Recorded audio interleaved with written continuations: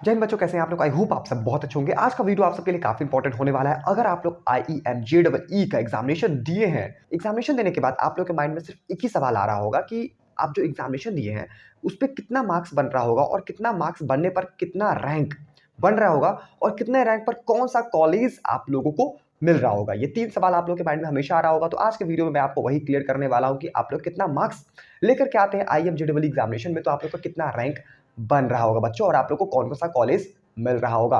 तो चलिए हम लोग फटाफट आज की वीडियो में यही चीज देख लेते हैं। तो टाइम को बिना वेस्ट किए हुए चलिए हम लोग इस वीडियो को स्टार्ट करते हैं। तो सबसे पहले बच्चों IEM JEE 2026 यहाँ पर लिखा हुआ है। उसके नीचे में IEM सॉल्ट लेक का सबसे पहले हम लोग देख लेते हैं। उसके बाद हम लोग देखेंगे IEM न्यू टाउन कॉलेज का। ठीक है, तो सबसे पहले हम लोग IEM सॉल्ट लेक का फटाफट देख लेते हैं। तो IEM सॉल्ट लेक में टोटल 5 ब्रांच का हम लोग देख लेते हैं जो मेन ब्रांचेस है। पहला CSE कोर, दूसरा CSE AIML, तीसरा IT एंड CSBS, पांचवा ECE और छठा सातवां आठवां EE ME और ट्रिपल ई। ठीक है, ये सारे ब्रांचेस का हम लोग फटाफट देख लेते हैं। तो अगर आप लोग को CSE कोर में एडमिशन लेना है उसके लिए आपको 1 से 75 के बीच में स्कोर करना पड़ेगा। ठीक है, रैंक 1 से 75 रैंक के बीच में आप लोग को स्कोर करना पड़ेगा। अगर आप लोग इतना स्कोर करते हैं तो आपको CSE कोर थ्रू काउंसलिंग, ठीक है, आप लोगों को ये branches IEM salt lake college में मिल रहा होगा। उसके बाद दूसरे नंबर पे CSE AIML डिपार्टमेंट अगर आप लोग को चाहिए तो 75 से 150 100 हाँ 75 से 150 के बीच में आप लोग को बच्चों स्कोर करना पड़ेगा। अगर आप लोग 75 से 150 160 के बीच में भी स्कोर करते हैं तो आप लोग को IEM कॉलेज में, IEM सॉल्ट लेक में, कंफ्यूज बिल्कुल भी नहीं होना है, IEM सॉल्ट लेक में आप लोग को AIML डिपार्टमेंट मिल रहा होगा। नंबर 3 पर बच्चों IT और CSBS डिपार्टमेंट आप लोग को चाहिए। इसके लिए कोई भी डाटा भी ऑफिशियल उपलब्ध नहीं है। इसीलिए उपलब्ध नहीं है क्योंकि IT और CSBS डिपार्टमेंट जो है वो SAP प्रोग्राम के अंदर में आता है। SAP मतलब स्टूडेंट अब्रॉड प्रोग्राम। इसके लिए मैं एक पर्टिकुलर वीडियो बना करके मैं आपको सब कुछ बता दिया हूं कि SAP प्रोग्राम होता क्या है। आई बटन पे आप लोग क्लिक करके उस प्रोग्राम को देख सकते हैं। IEM कॉलेज में SAP प्रोग्राम एक होता है जो अब्रॉड में जाकर के पढ़ाया जाता है, मतलब कि कॉलेज के थ्रू इंटर्नशिप मिलता है। ठीक है, वो अब्रॉड में मिलता है, मतलब कि विदेश में मिलता है, वहां पे जाकर के आपको पढ़ना रहता है। तो इसका अभी तक रैंक नहीं है बच्चों। ठीक है, जैसे रैंक आएगा मैं आप सबके लिए इंडिविजुअल वीडियो बना दूंगा। उसके बाद इसी डिपार्टमेंट का हम लोग बात कर ले तो अप टू 180 से 220 तक आप लोग अगर रैंक लेकर के आते हैं तो आप लोग को ये सारा डिपार्टमेंट, मतलब कि ECE डिपार्टमेंट मिल रहा होगा IEM सॉल्ट लेक में। नंबर 5 पर ट्रिपल ई मैकेनिकल और इलेक्ट्रिकल, ये तीनों डिपार्टमेंट अगर आप लोग को चाहिए तो ये तीनों डिपार्टमेंट के लिए अगर आप लोग 200 से ज्यादा मार्क्स लेकर के आते हैं तो आप लोग का एडमिशन इन सारे डिपार्टमेंट में, ये तीनों डिपार्टमेंट में आराम से हो जाएगा। ठीक है, अगर आप लोग का 200 से ऊपर रैंक आता है तो आप लोग का ये सारे डिपार्टमेंट में एडमिशन आराम से हो जाएगा सॉल्ट लेक कॉलेज में। तो ये था हम लोग का कितना रैंक पे आप लोग को कौन सा ब्रांच मिल रहा है IEM सॉल्ट लेक में वो। इसके अलावा आपको इस कॉलेज में यानी कि IEM सॉल्ट लेक में 10th और क्लास 12th में एलिजिबिलिटी क्राइटेरिया भी है। तो ये देखना आपको बहुत ही जरूरी है। अगर आप लोग का 10th और क्लास 12th में इतना मार्क्स रहता है और ईयर गैप इतना रहता है तभी आप लोग का ये सारे ब्रांचेस में एडमिशन हो रहा होगा। तो फटाफट हम लोग ये चीज भी देख लेते हैं।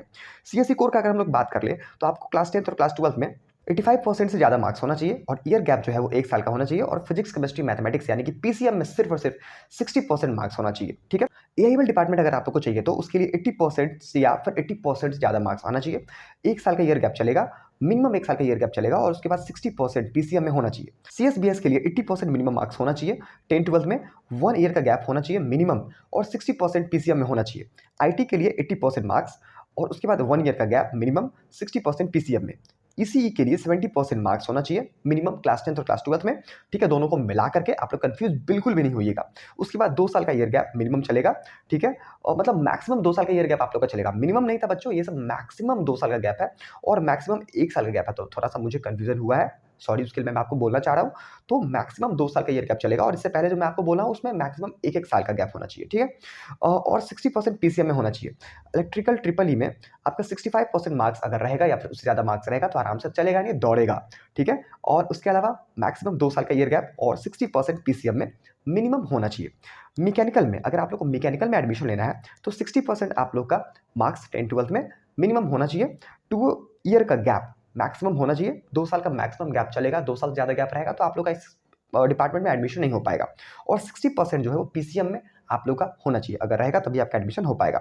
इसके बाद फटाफट हम लोग देख लेते हैं बच्चों IEM टाउनशिप का। वैसे मैं आपको बता दूं, नंबर 1 पर जो कॉलेज आता है IEM ग्रुप का वो IEM सॉल्ट लेक आता है, नंबर 2 पर आईएम टाउनशिप आता है। तो फटाफट हम लोग आईएम टाउनशिप का भी फटाफट देख लेते हैं। सीएससी ईआई में अगर आप लोग को एडमिशन चाहिए टाउनशिप में, तो 400 से 500 के बीच में आप लोग का रैंक अगर आता है तो आपका एडमिशन हो जाएगा। ठीक है। सीएससी आईओटी में अगर आप लोग को चाहिए तो 500 से 550 के बीच में अगर आप लोग का आता है तो एडमिशन हो जाएगा।